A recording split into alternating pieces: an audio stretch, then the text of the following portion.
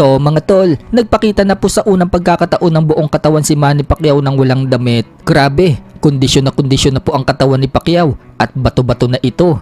Lumilitaw na po ang pandesal niya sa tiyan. Ibig sabihin lang yan mga tol, sobrang ganda ngayon ng paghahanda ni Pacquiao. Kinuha nga lang po yan ni Manny Pacquiao mga tol ng 52 days. May mga absent pa nga po siya niyan sa pagtitraining dahil umattend pa siya noong nakaraang buwan sa pag-induct sa kanya bilang Hall of Fame. Pero kahit na wala pang 2 buwan mga tol ang pag-iinsayo ni Pacquiao, kitang-kita ang resulta ng kanyang hard training. Ready na si Pacquiao sa laban. 1 linggo at 2 araw na lang po, bakbakan na nila ni WBC Welterweight World Champion Mario Barrios na gaganapin sa MGM Grand Garden Arena Las Vegas. Habang si Mario Barrios, nagpakitang gilas naman ito sa kanyang shadow boxing. Sa post nga po ng snack system na nagpapakondisyon dito kay Barrios, sinabi ng snack na magniningning daw si Mario Barrios sa araw ng Sabado sa July 19. Kumpiyansa po sila na mapapanatili ni Barrios ang WBC welterweight title at hindi maaagaw ni Manny Pacquiao.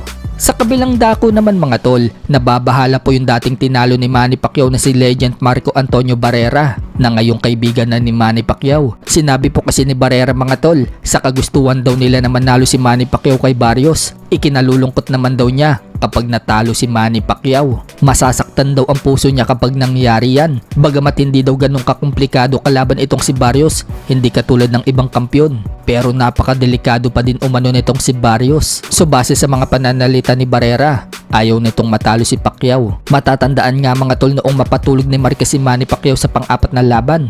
Isa po si Marco Antonio Barrera ang commentator dyan. At noong bumagsak si Manny Pacquiao, nakuha na ng kamera na malungkot itong si Barrera sa pagkakanakaut kay Pacquiao habang yung mga katabi niya nagbubunyi sa pagkapanalo ni Marquez. Kaya nag-aalala ngayon si Barrera kung matalo si Manny Pacquiao kay Barrios, masasaktan daw talaga ang puso niya. Sa ibang banda naman mga tol, Marlon Tapales pupunta ng Japan upang tulungan si Naoya Inoue para sa paghahanda ni Inoue sa laban nito kay Murodjon Akhmadaliev na magaganap na sa September 14. Si Tapales nga po ang magsisilbing sparring mate ni Inoue. Malaki po kasi ang maitutulong ni Tapales kay Inoue dahil si Tapales lang ang nag-iisang tumalo dito kay Akhmadaliev. Maraming maibibigay na tips si Tapales kung paano lumaban itong si Akhmadaliev at kung paano talunin. Mismong si Tapales na din po ang nagsabi sa post niya na magte-train daw siya sa Japan para tulungan ang kanyang former rival at kaibigan na si Inoue. Makakatulong nga din daw sa kanya ang experience na makasama si Inoue. Makakatulong nga din daw sa kanya ang experience na makasama si Inoue para ma-regain daw ang kanyang kondisyon